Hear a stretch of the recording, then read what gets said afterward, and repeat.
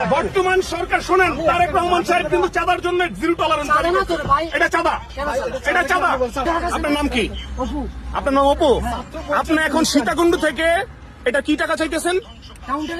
কোন কাউন্টারের? আমাদের কাউন্টারে। এটা আপনাদের বাস কাউন্টার। বাস কাউন্টার থেকে আমি যেতেছি প্রাইভেটে। তো প্রাইভেটে গেলে আপনার টাকা দিতে হবে কেন? আমি কাউন্টারে যাব না। আমি নাগরিককে জোরে না, আমাকে জোরে নেওয়াবেন। আপনাকে জোরে নেওয়াবেন। আমি কিন্তু এখন 999 কল দিব।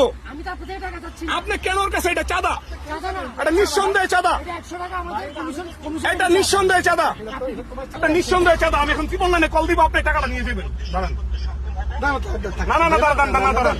আমি বলতেছি আমরা এখন ছাত্র মানুষ, প্রত্যেকটা ছাত্র এখানে আসছে। আপনি টাকাটা কেন নিবেন? বর্তমান সরকার শোনেন, তারেক রহমান সাহেব কিন্তু চাঁদার জন্য জিরো টলারেন্স। এটা চাঁদা, এটা চাঁদা। কাউন্টারে একটা কমিশন আছে। আমি এটা তো আমাদের হক। আমি তাহলে আমি থেকে চাওয়া আমাদের 100 টাকা চাচ্ছি। ভাই হাত জলদি 800 টাকা নিচ্ছি না তো ভাই, আমাদের সময় আপনার থেকে আপনি সরে দাঁড়ান, প্লিজ আপনি সরে দাঁড়ান।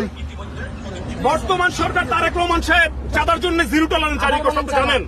এটা নিঃসন্দেহে চাঁদা, এটা নিঃসন্দেহে চাঁদা।